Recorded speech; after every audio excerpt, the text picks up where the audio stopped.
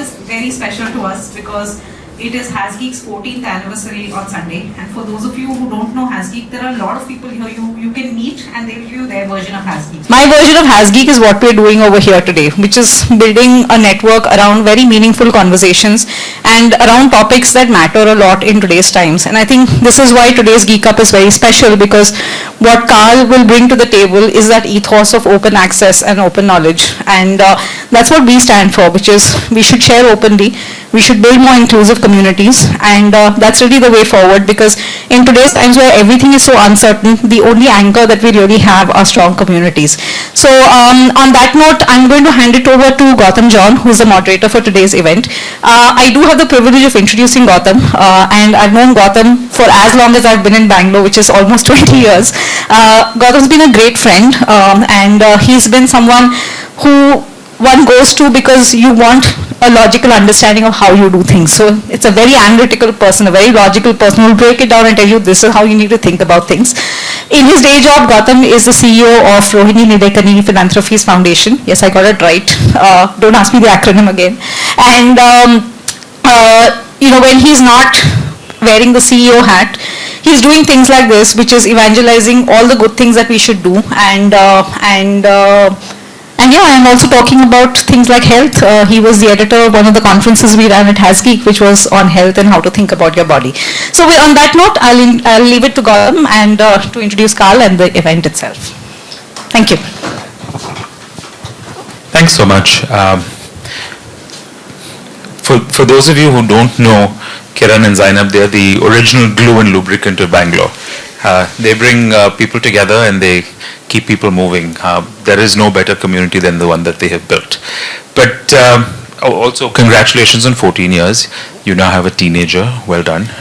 I hope it's not too snappy and snarky.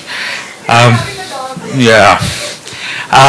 But today it's my real pleasure to be able to welcome Carl to both this HasGeek event, but also to this conversation, because like Zainab mentioned, there are a few people who represent everything that's good and worth fighting for in this world, and Carl is one of them. I tried to write a joke about what happens if you cross a pirate and a Gandhian, but it didn't go very far, because we have someone who to me represents both the rebelliousness of a pirate, but the intent of Gandhi as well.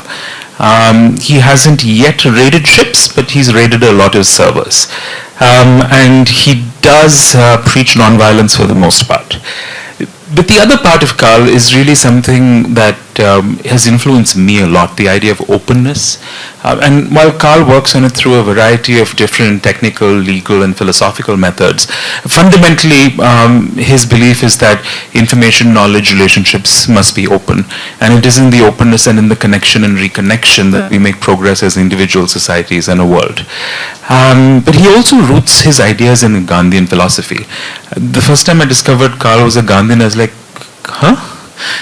Because it didn't seem a natural place for someone who fought for freedoms, but for freedoms of information and knowledge as much as it was for individual rights and freedoms. And today, Carl's going to talk to us about his idea of a Gyan Satyagraha, what a Gandhian internet looks like.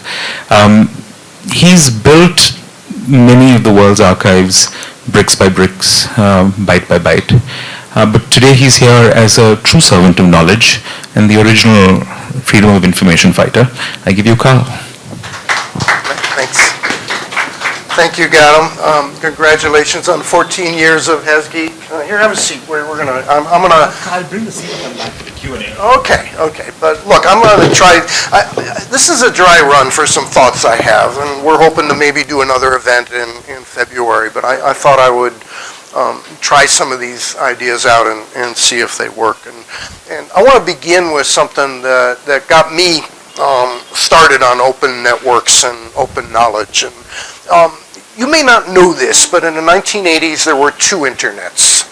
There was one called Open Systems Interconnection, and it was designed by the International Standards Organization.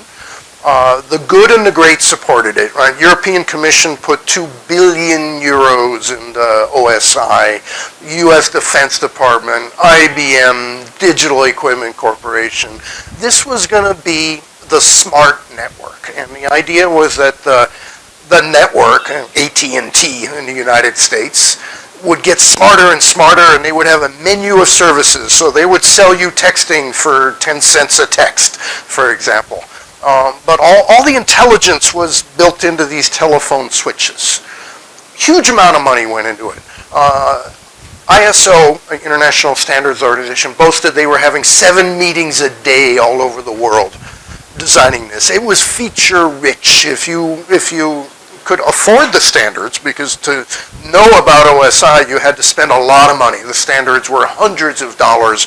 I knew this because in my 20s I started writing books about computer networks, and in order to do that I needed to buy all these standards. And I was spending $5,000, $6,000, $7,000 buying these standards, and they were thick and they were full of protocols and options. There was another internet, and that was a group called the Internet Engineering Task Force that was designing it. The IETF didn't actually exist. It was what's technically an unincorporated association. A bunch of people that got together, right? But it wasn't like an association or a foundation or anything like that. And that led to what is known as the TCP/IP protocols. TCP is Transmission Control Protocols. And our internet, so the IETF met 3-4 times a year, but all the business was conducted on the internet, in email lists. Anybody could participate. We had a rule. You didn't represent companies, you represented yourself. So if you stood up in an IETF meeting and said, on behalf of Cisco Systems, I believe, you would get booed. And we say, nah, we don't do that. Our way of making standards was based on rough consensus and working code. It couldn't be a standard unless there were 2 independent, interoperable implementations that actually worked. It could be a draft standard, but to be an internet standard. Our network was based on a dumb network, right? We assumed the only job that AT&T had was to move a bit across a wire. All the intelligence was on the edge. It's the end-to-end principle. And most importantly, ours was based on open standards, right? There was no copyright in the standards. There is now, but it's more of a Creative Commons, attribution required thing, right? But you can do anything you want with them. And we weren't supposed to win, but we won, right? Our network actually won. And a lot of it is based on open standards. And let me tell you a story about TCP when it first came out. So my friend Vint Cerf and Bob Kahn, they invented TCP/IP, right? It's a fundamental transport layer. So IP is a datagram service. So you throw a packet out into the net, and maybe it gets to the other end, maybe it doesn't, right? But that's what the internet is based on. And OSI wasn't. OSI was, it was guaranteed delivery. And so we built a transmission control protocol on top of it, and that let you say, okay, hello, I'm setting up a session. This is packet number 1. This is packet number 2. This is packet number 3. And the other side now had a sequence of packets coming in, whereas UDP was just, you throw it out and, what order it comes in, you don't know. And when TCP first happened, it didn't work.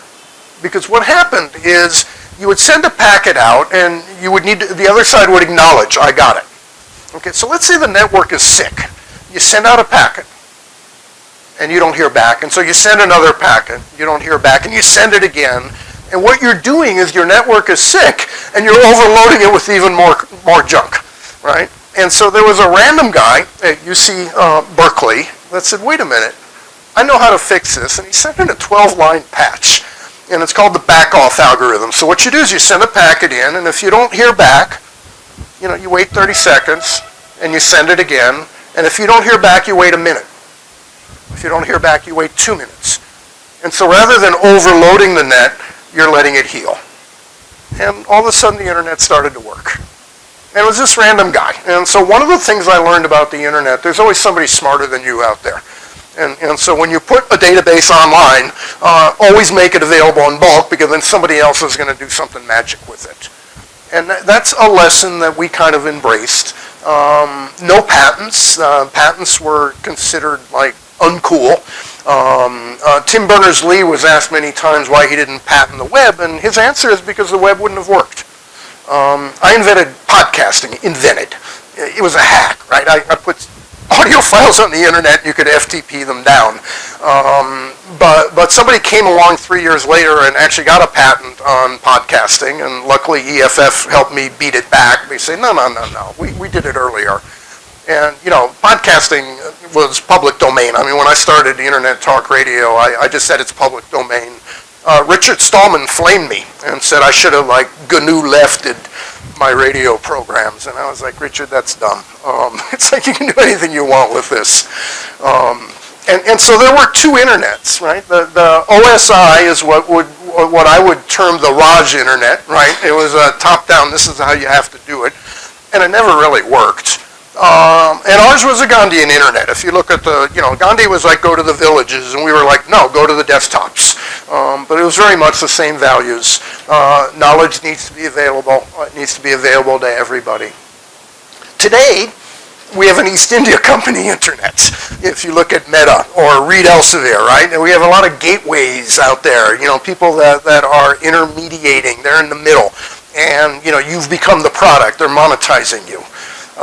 And it's very much the case in access to scientific knowledge. How can you stand on the shoulders of giants if you can't read? And you may have seen the recent announcement by the government of India that they're sending $720 million to a few Anglo-Dutch conglomerates, ironically enough, for somewhat limited access for a 3-year period.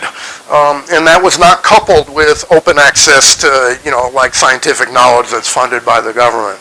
And so a lot of that has been monetized. So I was inspired by something that Gautam's boss came up with, which is Samaj, Sarkar, Bazaar, right? You have the government, you have the business, and you have civil society.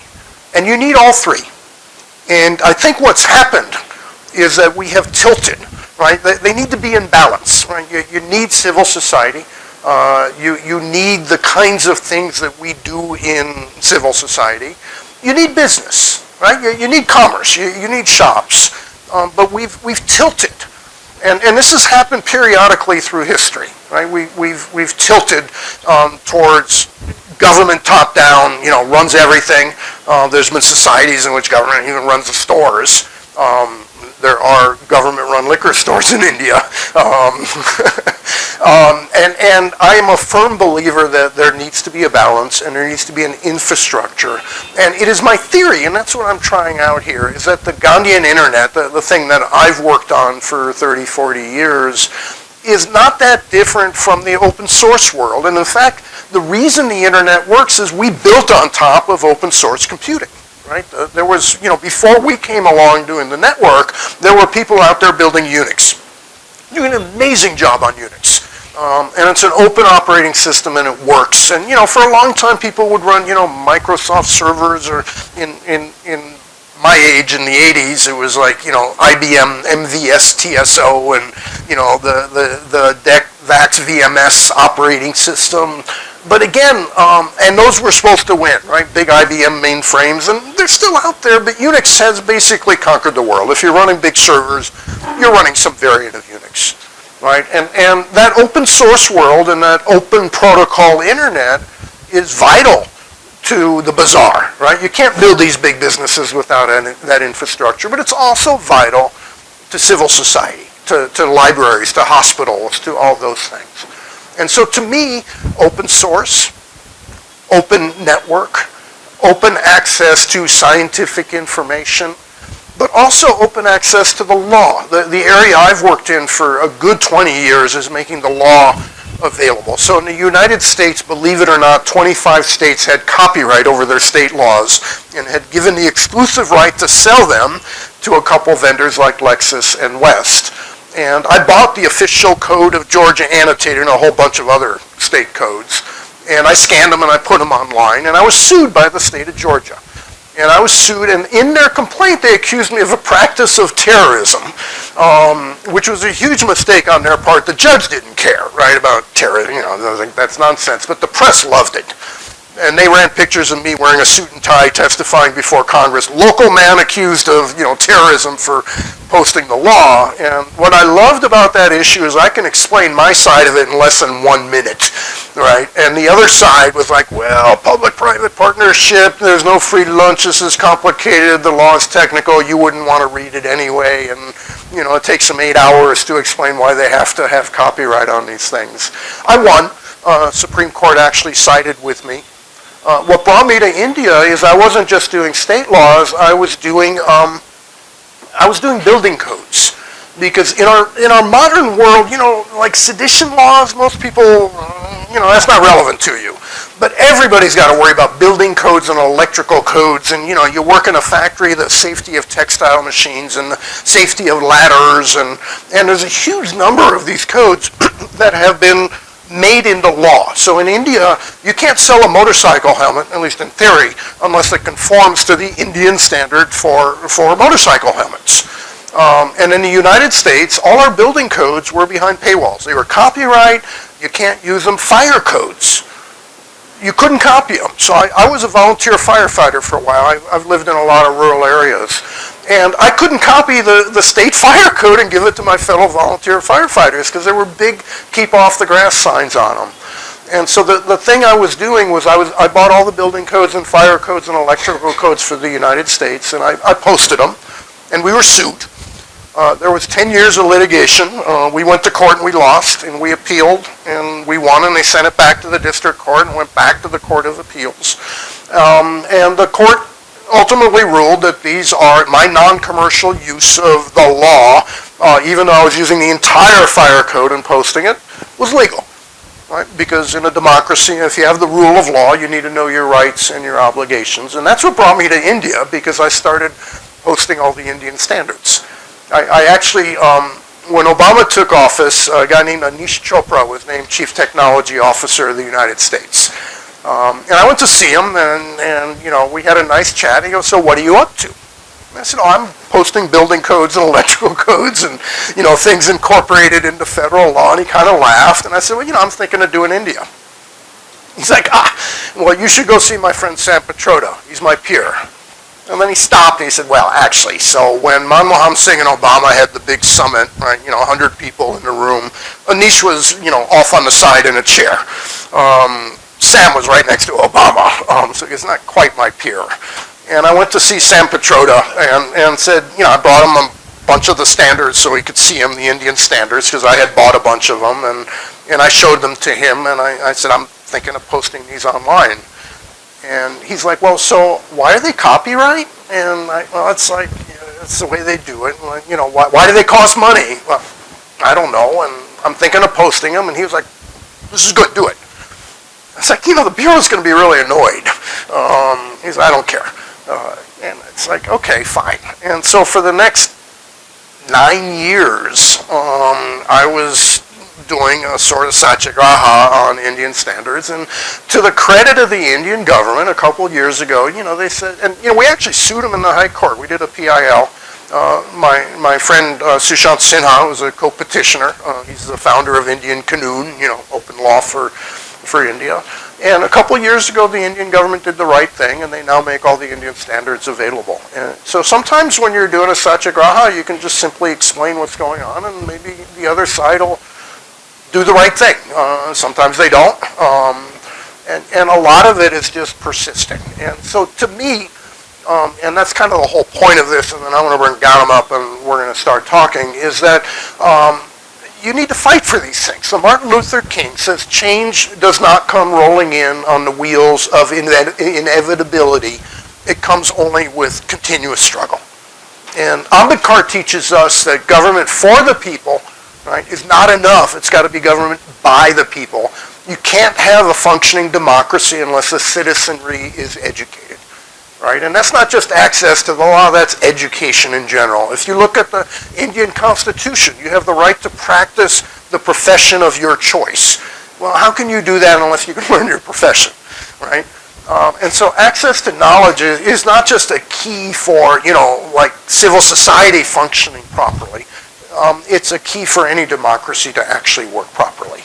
And that's why I have been calling for a Gyan Satyagraha, because I believe we need to fight for open knowledge and open access. And if we don't, if we just sit back, we're going to end up with more Reed Elsevier's and more Metas and more organizations just walking in and taking care of it.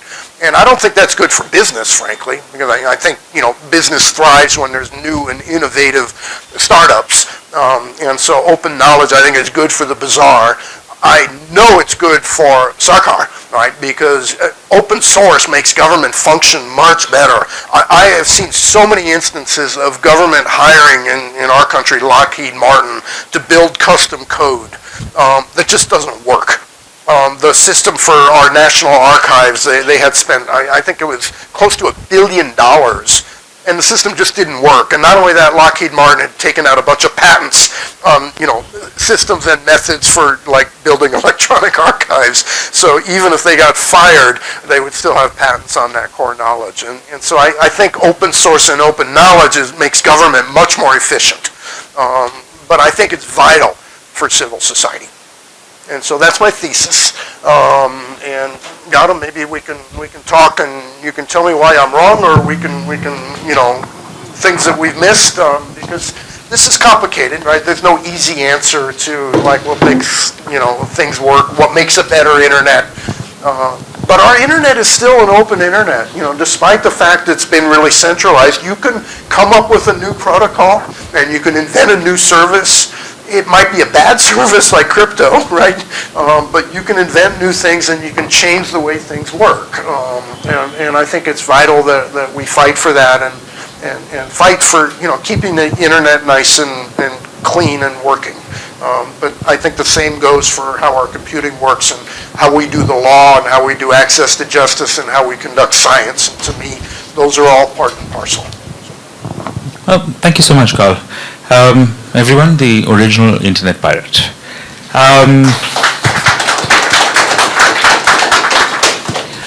I'm fortunate that I have the mic because I get to ask the first couple of questions and then open it up to you all. The first one really is, Carl, around you use the word satyagraha, you talk about Gandhi.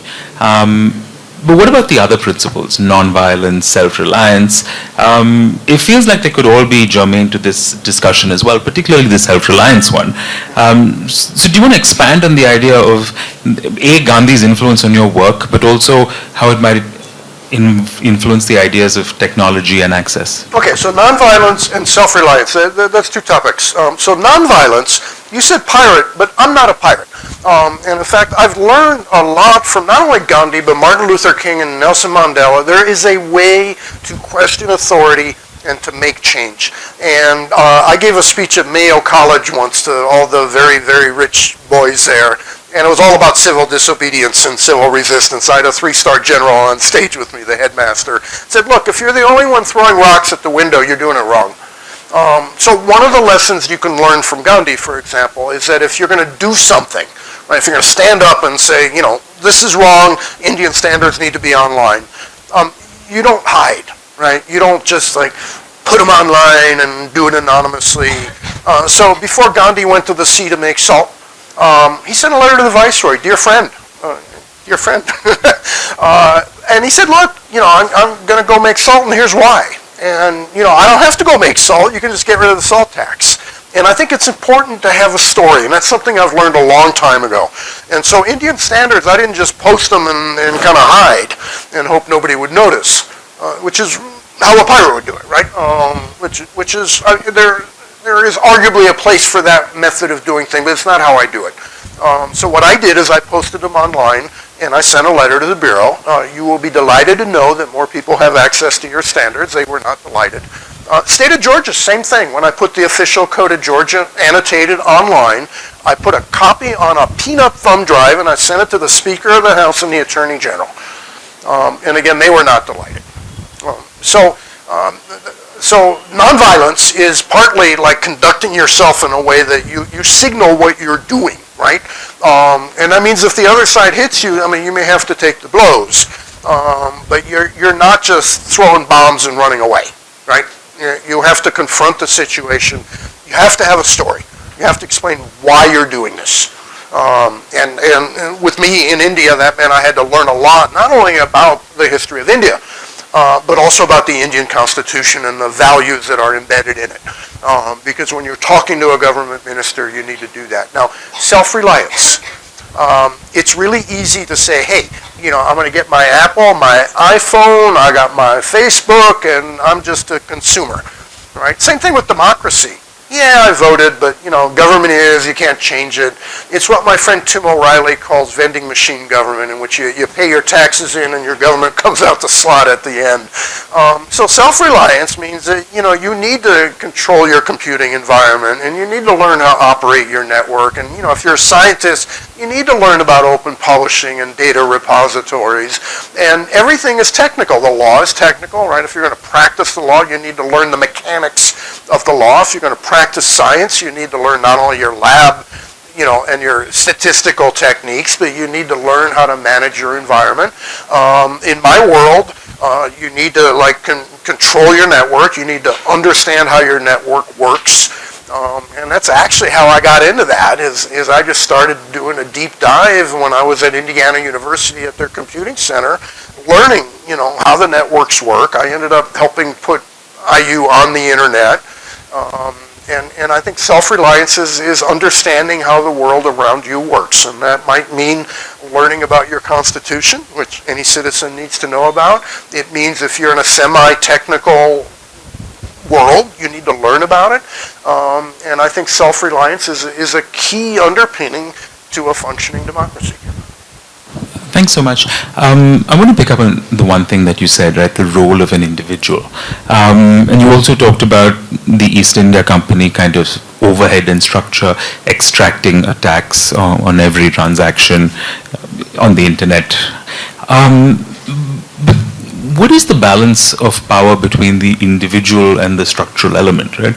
How much can an individual reclaim agency, choice, in the face of structural inequities that sometimes feel overwhelming? I appreciate the idea of the grassroots hacker kind of mindset, but do you think it has its limits? It does. So one of the things I do, so I don't know the answer to what is the appropriate balance between for-profit, non-profit, government. There's people out there that do the big picture. I look for situations that are obviously bad, in which people have jumped the shark. Official Code of Georgia annotated, copyright, all rights reserved. And I look for situations where I can do something about it. So in the case of the OCGA, I spent $800. I bought it was like 100 volumes, and I scanned them. It wasn't easy, but it wasn't that hard. I look for a situation in which I can explain why I think the other side is wrong, why I think change needs to happen, and there's something I can actually do about it. Now, you could work in a think tank and you can write papers about why everything is wrong, but that's not the world I live in. I live in a world where I'm looking for a place where I think something could be better and there's something I can do about it. And one of the miracles of the internet and computing is an individual can approach the U.S. government and say, the U.S. patent database should be on the internet. And they're like, no, it's, the patent office was making $40 million a year selling patents. And I was able to get a grant, and I bought all the patents, and I put them on the internet. The patent commissioner was not happy, but Al Gore loved it. And so again, you got to have a story, and I am looking not for the solution to all problems, and there are people that are really good at doing that. I look for situations where I, as an individual with 5 or 10 years worth of work, might be able to affect change. And as we know, Al Gore invented the internet. Yeah. I just want to go one level deeper. It feels like there's a very human thesis that connection is good, permission is unnecessary, abstraction causes disassociation. So this fundamental idea is that, people require less permission to connect as individuals, as opposed to as some sort of governments and or Cisco's. Where does that come? Is that something you've held deeply? Is there a moment at which you had an inflection? Like, were you born this way? Well, Oh, maybe. I certainly have question authority over my life.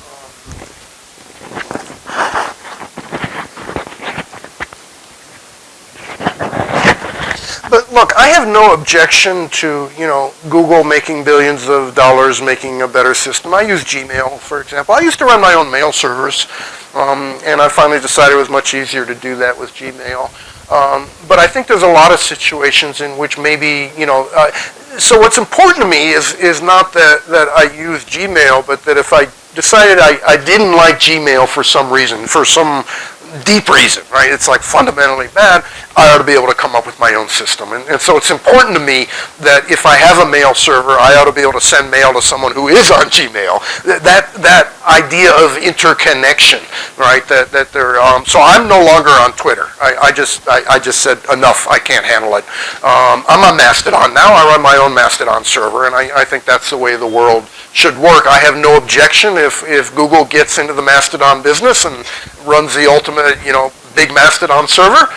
Mastodon is a social media platform, for those of you who don't know it. But to me, I think it's important that if you wanted to, you could do it yourself. So the plumbing code should be available. That doesn't mean I won't hire a plumber to do my plumbing. But I would like to be able to read the plumbing code and understand what the plumbing standards are. And so maybe that makes me different, but I don't think so, because I know I have a lot of peers, and I think in this room, if you're coming to HasGeek events, I think you're part of a world that says, I want the ability to control my destiny. That doesn't mean I won't maybe get a little lazy and use an iMac or something, but if I wanted to, hack a Unix system to do something different, I have the capability of doing that. Thanks, Carl. I can go on, but I'm not. We have about 15 minutes for questions. If we could just, sorry, Kiran has a question, or yeah, you can go last. This is your party. But broadly, one question per person, and preferably a question, not a comment, should end in a question mark. Is there a mic, or should I?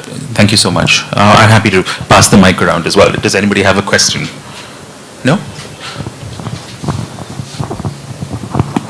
Hi Carl, so you're on Mastodon anyway, so what are your views on the Fediverse that's coming up? Most of the people are changing from the corporate social medias to Fediverse, so what are your views on that? So there's a bunch of kind of alternatives to X out there. There's Threads, which in theory is compatible with this whole Mastodon Fediverse. There's Blue Sky, which is doing a pretty decent job. I don't know what the right answer is. I've never been able to predict which protocol is going to win the protocols wars. So I was chairman of the Jabber Software Foundation for a while, which was an early chat mechanism. And our hope was that there would be an interoperable set of protocols for all the different chats, right? Because Microsoft had one, and there was Discourse and ICQ and all those, and we lost that fight. So the protocol architecture for Jabber was really well done. It was based on XML, and it was a clean protocol, and there's no reason it couldn't have conquered the world and become the glue that holds everything together. So I don't know what's going to happen. That particular space of chatting and stuff has always been a hard one. Mail, the people that did that, and my colleague Marshall Rose and others, did SMTP, and they did extended SMTP, and that means Microsoft Outlook can talk to Gmail, and it can talk to P.O. Box, and it can talk to all the different ones that are out there. So that one worked. It wasn't an easy one to work, and there was some contention. Remember, there was another way of doing email. It's called X400. That was the Raj Internet version. And again, that was supposed to win, and there's still X400 addresses out there. But SMTP and eSMTP, the extended SMTP, and then adding images, and then adding signatures, and adding some level of security, although it doesn't work very well right now. And then my friend Paul Vixie was big into spam fighting and on top of email. And again, I don't think he won that war. But overall, the mail stuff works pretty well. HTTP worked out pretty well. Social media is a mess, and I don't know if there needs to be a single unified social media, universe. I'm not sure that would be a good thing, frankly, given what we've seen happen with Twitter and and some others, and the level of trolling and the level of abuse. God forbid you're a woman on Twitter doing cybersecurity.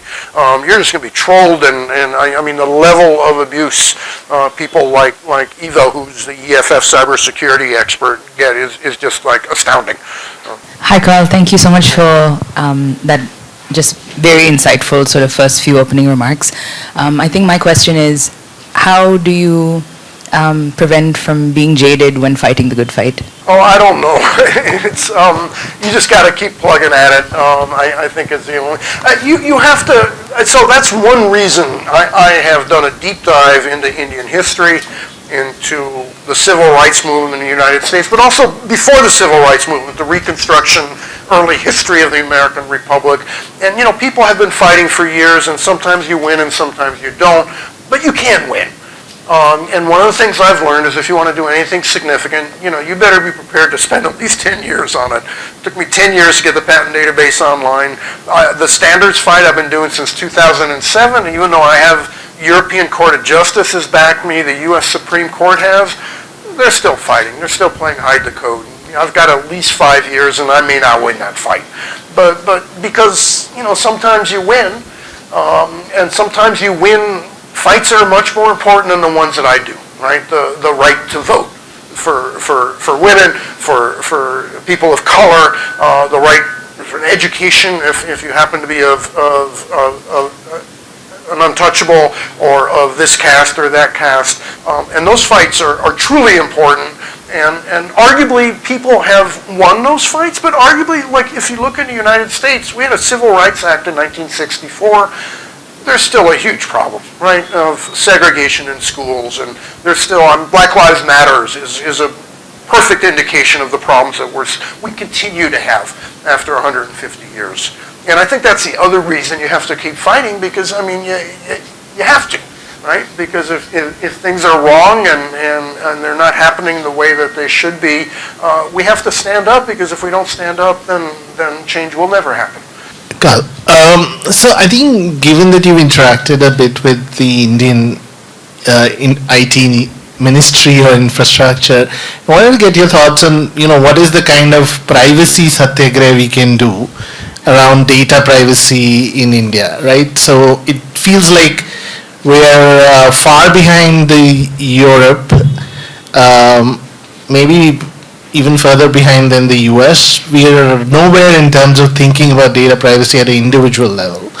And the system around us, the business system, has kind of been freeloading on that. The government is also very little concerned around with all these Aadhaar and the other kind of digital ID systems and all. So do you have any thoughts on what, as a personal satyagraha or as a community satyagraha, we can do around the data privacy I think topic? the answer is in India, I don't know. I really don't. And it's actually something, so I'm familiar with the issues to some extent. I have friends that have been leading the voices of dissent on some of those issues. I also know people that are in government or were in government and came up with the idea of Aadhaar and did it for good intentions, right? The whole idea was that farmers and poor people would be able to get their rations, and that was the original thing. But it's not an area I really understand deeply enough to have strong opinions as to what the right thing to do is. So I am a big fan of Aruna Roy and her effort to make an RTI. Right, that I think was MKSS was an amazing example of affecting change in the way things happen. But I really don't know the answer on Indian issues there. I just don't know them deeply enough. I don't live here, and because of that, I've kind of stayed out of that. I've tried to focus in very much on scanning books, making the books available, and so Servants of Knowledge, my colleague Om Shiva Prakash, who's here, was one of the co-founders, Sushant Sinha and Lawrence Yang, the four of us have focused on, making books available in ways that are compatible with Indian law, right? So public domain books, everybody gets them, books that are in copyright, course of research, course of instruction, accessibility, and all the Section 52 things, and that's really my India focus. The one area I've kind of gone over a little bit is things like Indian standards and works of the Indian government, and I feel strongly those should be more broadly available than they are. I know that the government loses money selling books. I know that the government wants this information to get out there, right? The Archaeological Survey of India, they're not trying to hide their stuff. They want people to know about it. And so I have been active in pushing a little bit to make works of the Indian government more broadly available. But that's my wheelhouse. And again, I look for specific things where I think I might be able to have an impact. I'm not that good at the global big picture. I have friends that do that, right? And in Washington, I had a lot of friends that, the future of the economy and tariffs and all that. I consume information on it, but it's not what I do for a living. What I do for a living is I look for specific things. And so a specific thing I can do in India is we're scanning 12 to 15 lock pages every month, right? That's something we know we can do. One question is sort of going back in time when you had the fights with the various state bodies.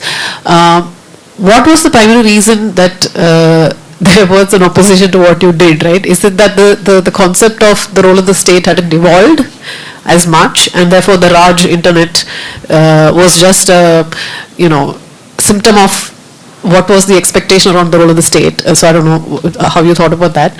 And then the second question was in relation to, have you thought about other categories of data? I mean, you talked about building codes, and that's really stuff that sits within specific government departments. What about statutory bodies, the whole data that the Sarkar has, which the bazaar is asking for or hopes that it had access to, just to be more innovative, more, be of more sort of creating value for the third element. Okay, so why was the official code of Georgia annotated, copyrighted, you mean? Well, there's a couple of reasons. One is money. That's the big one, right? Because the exclusive right to sell the official code of Georgia annotated had been delegated to Lexis, right? And they were selling them and they kept it under lock and key. It was mostly inertia and limbo, so like the idea that you had an official publisher of the law kind of made sense in the year 1900, right? And particularly when the books were sold for a reasonable amount of money. But something ironic happened. When the internet made publishing easier to do, prices skyrocketed, right? The electronic versions got extremely expensive, but the print versions got very expensive. So if you buy model jury instructions from like the state of Kansas, they're sold by West, it's $1,000 for a 300-page book, right? And so it's partly greed, companies like Lexis. So Lexis is the same company as Reed Elsevier, which has managed to monetize 50% of the scientific information in the world. And we've kind of fallen into that trap. I gave a speech at the Indian Academy of Sciences called The Elephant in the Room. And I said, look, you may be pissed off that journals are super expensive, but it's our fault, right? If you're a professor, you don't get tenure unless you publish in that fancy proprietary journal. Why haven't you published in open source journals? Why isn't tenure based on the ideas you have and how good they are and things like that? And again, that's an area where I think we can take control of that. And it seems to me that making the law available is something that most people understand as being a good thing. So part of it is control. The state of Georgia is kind of like, we've always done it this way, and who the hell are you to come along and say, what if you publish a fake version of the laws? It's like, well, then, that's why you should have a better version on your website than anybody can read. I had the same issue when I posted the collected works of Mahatma Gandhi on the internet for the first time. Some people were worried that meant people could pull a page out of context and, change it. And the argument I had with a lot of very distinguished Gandhians was that if you had a definitive version online, then anyone else could have other versions, but you knew that if you had an issue, you go to the good version and you double check. And now you can go to my version on the Internet Archive. If you got a Gandhi quote, you can say search inside the text and you can see, did he really say it? And my favorite example of that is like when I'm talking to school children, it's like, does anyone know who said, be the change you wish to see in the world? And hands all go up and it's Gandhiji, Gandhiji. And so we do a search and, Gandhi never said that. It was in a biography about Gandhi. If you walk into the Supreme Court of India, beautiful, beautiful place, there's a plaque there and it's got a picture of Gandhiji and it says, be the change you wish to see in the world, Mahatma Gandhi. I turned to the registrar and I said, he never said that. As to the bigger picture, is there other data that should be available? Yeah, of course there is. But again, I pick specific fights. So I look for, patent database isn't available. It's in the U.S. Constitution. I'm going to put it online. Should there be a better patent system? Should there be better government data? Yes. But I don't know the answer to that. And I think there should be. So I have always, for ages, looked for a specific thing where I think I might be, first of all, I think is wrong, and that I can do something about. And again, on the Aadhaar thing, I have no idea what I could do about Aadhaar. And so it's not an area, professionally at least, that I have strong opinions on. Personally, I read everything I can read, and I try to be informed. But as to what am I going to do to actually change things, I look for things where I might, maybe with a lot of effort, I might be able to get something done. Carl, I'm curious to know from you, who do you think benefits from open knowledge? Because there's the intention, I think the understanding is that people broadly benefit from open knowledge, and that having access to information actually benefits the people. And then there's also what we've seen happen over the last couple of years, where organizations like OpenAI and the OpenAIs of the world have used open information to create these AI models that we're now consuming that information from by actually paying money. So how do we reconcile what's happening right now? Okay, so first of all, let me be clear. I made a living as a writer, so I do believe in copyright. I believe some things should not be in copyright. Works of the government should not. I don't think scientific knowledge, if you're a researcher in a government lab, you're being paid a salary. If you're not getting enough money, maybe you should get a better salary, but I don't think you need copyright in your work. Peter Baldwin wrote a really good book about why scientific knowledge shouldn't have copyright, and so I certainly believe that. OpenAI is certainly, digesting everything they can. It's pretty clear some of the AI models are a huge copyright mess, particularly the image generation ones that are taking artwork and, you want a picture of, Mickey Mouse and Donald Duck doing unseemly things, it'll do it. And, that is intellectual property that belongs to people. So there needs to be a better balance. Now, who benefits? Making the laws available not only is good for the citizenry to inform themselves, it makes the practice of law better. Lawyers benefit from having the law not just in one place, LexisNexis, with their website and their search engine, right, or one government website, but by having better websites. And that's the argument I make on the building codes is, look, we take these things and with my version of them, you can search across all the codes, right, for fire exits and find which ones have it. We make them accessible to the blind. We format them so they work on your mobile phone.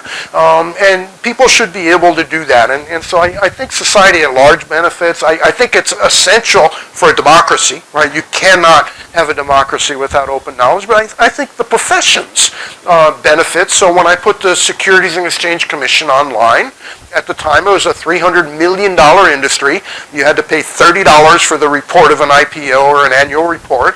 And I made them free and then basically forced the government to take them back over. And that's immensely benefited the financial industry.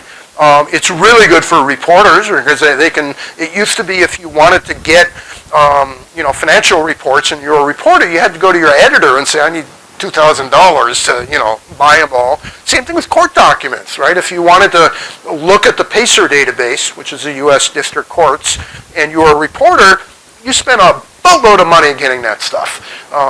And that was a real issue. So I think all sorts of, I think it makes, most knowledge is infrastructure. Certainly standards and government reports, scientific knowledge, it's infrastructure that enables outsized effects, right? Open access to scientific knowledge leads to better discoveries. We stand on the shoulders of giants. And so I think it's outsized effects of not only on democracy, but on the economy, and on just well-being of society.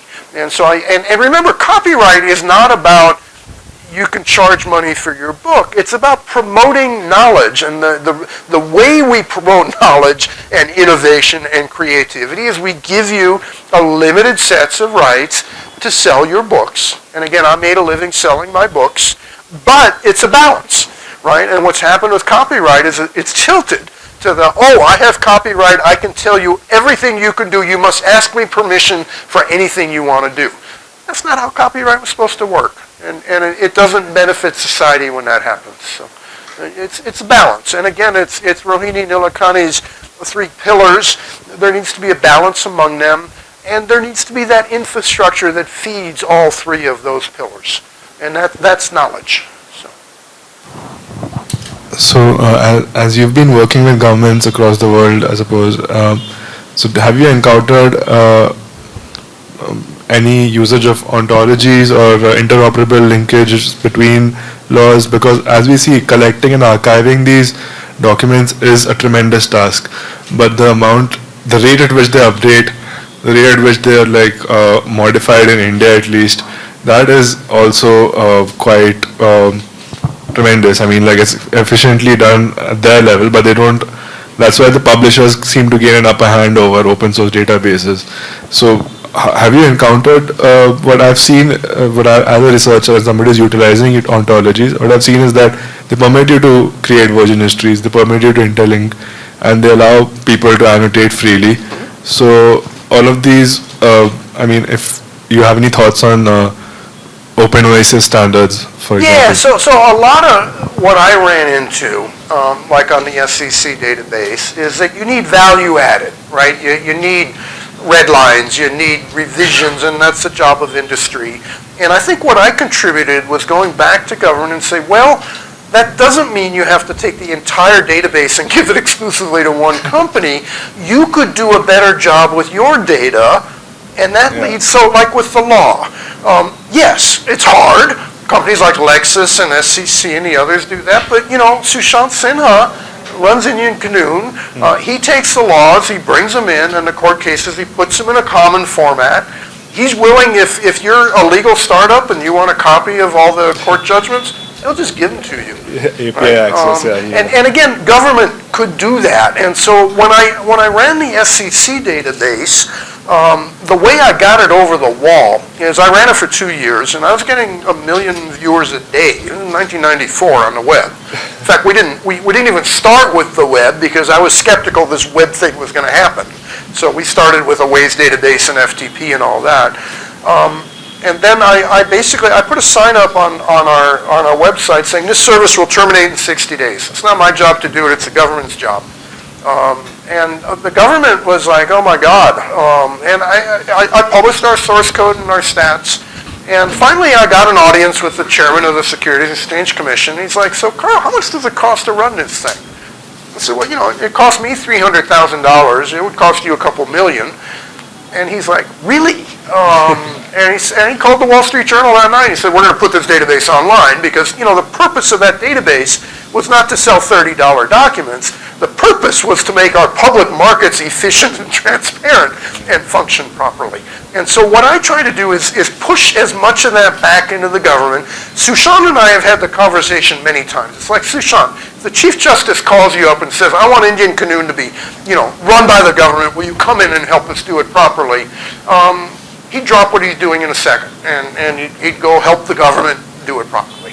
Yeah. And a lot of what we can do on the outside, particularly in government databases, is show by doing. Say, look, this isn't that hard, right? And not only that, with the SEC database, so when I first put it online, what I did is I got a grant from the National Science Foundation to buy the data from the SEC's vendor. So I got money from the government to buy data from the government to give away to the American people. And industry went nuts. They wanted congressional hearings. Oh my God, this is, you're going to destroy the industry. After the SEC took it over, one of the vendors came up to me and said, Carl, our revenues went up. We didn't think it would. And what happened is we were getting 1 million hits a day. So day traders and senior citizen investment clubs and journalists. And if you got serious about SEC data, you didn't use my version. You went and got the professional version. Same thing with like fire codes and building codes, right? If you're serious, so the building code should be available to everybody and the fire code. But if you're serious about it, you might go to the National Fire Protection Association and get the red lines on how does this fire code differ from the previous and the training. And Bureau of Indian Standards, 98% of their revenue was certification. It wasn't selling standards. It was the certification stamp you have to have if you want to sell a motorcycle helmet, right? And so I think making certain data available leads to increased economic activity, not decreased. I think Lexis would make more money if the official code of Georgia annotated was made available by the government in a nice XML format, right? And they could sell workflow to large law firms and, AI-based solutions, and they'd make a lot more money. And so I think it's a false statement to say, gosh, it's an either or, right? Yeah. And I think, again, it's that 3-pillar system that needs to be in place. We had a couple of hands up. One there, and then we have a gentleman in the back. Sorry, Carl, can I? He's got the microphone, so I guess we got him. Right. So I want to pick on a statement you made at the beginning, that democracy is ruled by the people, but the people must have knowledge. Now, it's one thing to say that the documents are available, therefore they have the knowledge. But it's another to say they understand the documents and can apply them. And that's going to change from culture to culture. The fact that your work ends at making it available, will work in one society, not going to work so well in another society. Is there something you think about? Like, for instance, what would it be like in India, the fact that you're putting out these documents? Are they actually improving market equality? Are they, are people doing good things with the documents? Do you track it? It's just a question. Well, okay, so first of all, yes, when I put databases online, people use them. I mean, that's something I've learned a long time ago. You put some online and it's like, oh no, people aren't going to care about patents. They do. Millions and millions of people do. So they are being consumed. Are they being understood? Are they being understood properly? I don't know, but if the documents aren't available, they're never going to be understood unless you have a lot of money. And I don't think government by American Express card is the way one needs to function these things, right? I think you need to have equality of opportunity.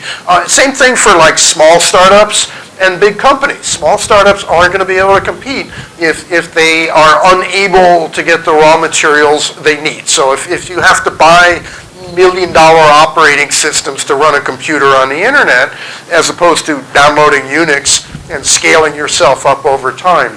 But again, so the argument I've had on whether standards should be available or not, so a lot of people are like, well, these fire codes are total nonsense. They're written by industry. It's like, yeah, but how are you going to make that case unless you can actually read the fire code and say what's wrong with it? But I do think people are always smarter than you think. And I don't mean just individual bright person out there writing protocols. I mean everybody is smarter than you think. And I think if you make information available, they consume it. And I think that's, you have to have faith in people. And what happens is some people read it and they tell their neighbors and then maybe they start reading it and it's a collective thing, right? If everyone is familiar with the laws, then the other guy at the bar is going to get familiar with the laws because he's going to, in order to have a conversation, he's going to have to know it, right? It's like, oh, that system is totally broken. And then somebody else says, well, you know what's broken about it? It's this particular law needs to change. And it's like, well, oh, I didn't know that. So I think it's a collective thing. I think if we educate ourselves, it's what Gandhi did, right? What Gandhi did in South Africa, his bread labor was typesetting. It wasn't spinning. It was typesetting. Everybody at Phoenix Ashram had to typeset every day. And the way Gandhi won that satyagraha was by educating the population around him about their situation, right? And he did that by constant communication and speeches and newsletters, and then all of a sudden, the Indian population and other populations in South Africa stood up and said, wait a minute, this is wrong, we want change. But before that, people were like, yeah, it's just the way it is. Right? And that was Gandhi's genius. And that, he was the ultimate original blogger. If you look at Indian Opinion and Harijan, he wrote every day. He'd get on the night train, he'd write all night. He had secretaries taking it all down. He'd write it down. Then he'd go give speeches in the village, and then he'd get back on the next train and he'd write. And if you leaf through Indian Opinion or Harijan and you look at the dates, it's just amazing the amount of output he had. And so he won. He won by communicating. It's how he won. We have another question here. Yeah. Yes, Hi, sir. Carl. Just one last question. Like Gandhi had his final thing of once he gets the freedom, the satyagraha ends. What is that for you? Oh, once you win the fight, what's next, or what? No. What would that day look like, or what needs to happen for you to be like, yeah, I'm done with the satyagraha? Oh, I don't think I'll ever be done with the satyagraha. I think, yeah, it's like the civil rights movement. Thurgood Marshall won in 1954. Brown v. Board of Education, schools shall be integrated, separate but equal is not good enough.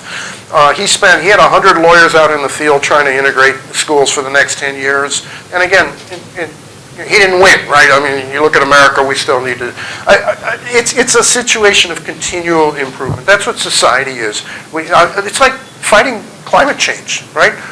We're just going to have to keep on working at it, and it's just part of what we have to do.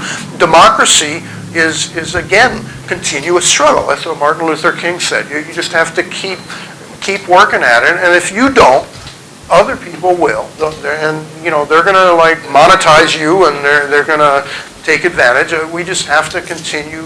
We have to defend democracy. We have to defend knowledge. We have to defend our society. So I don't think there's an end.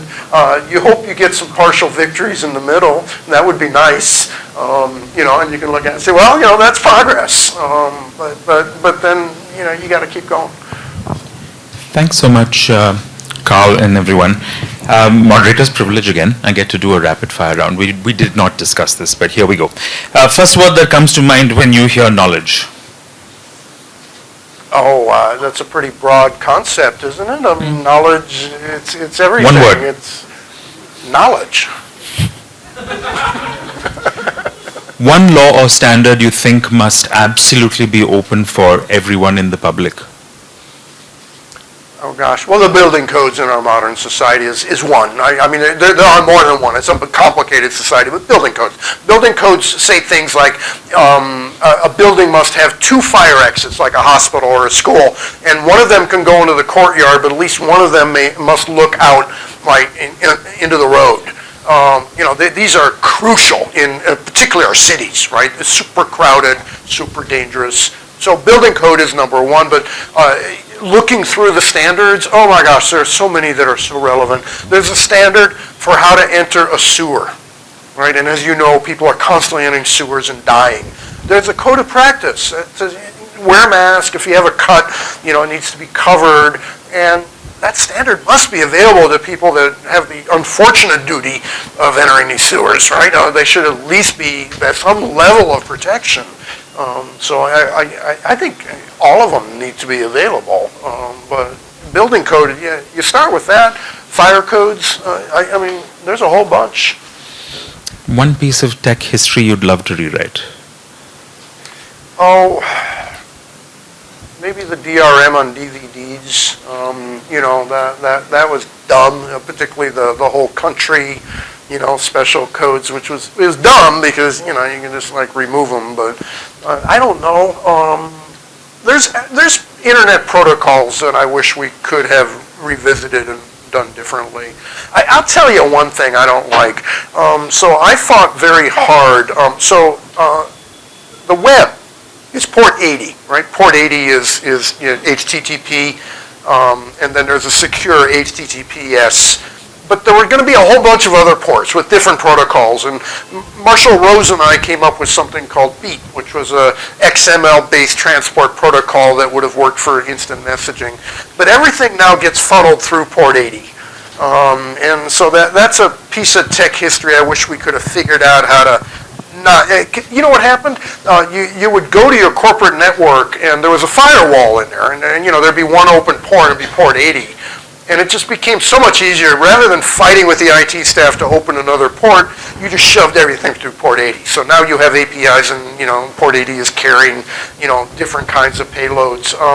It would be a better internet if we had a wider variety of different ways of talking from one computer to another, right? And instead of the API. An API is not a protocol. API simply says, computer over there, do some magic, and I don't know how you do it, right? You know, please do that. Whereas protocols are a much more interoperable solution. And that's a deep dive into network esoteric, but that's, you asked for that. That's a good one. Last question. If your Wikipedia page had only one line, what do you want it to say? If my what? If your Wikipedia page could have only one line, a single sentence, what would you want it to say? Oh, public servant. Civil servant would be nice. I'm not always civil, but... Well, thank you so much, Carl, and thank you so much, HasGeek, for putting this together. It's been a lovely evening. Yeah, thank you, Hansky. Yeah. Thank you for coming.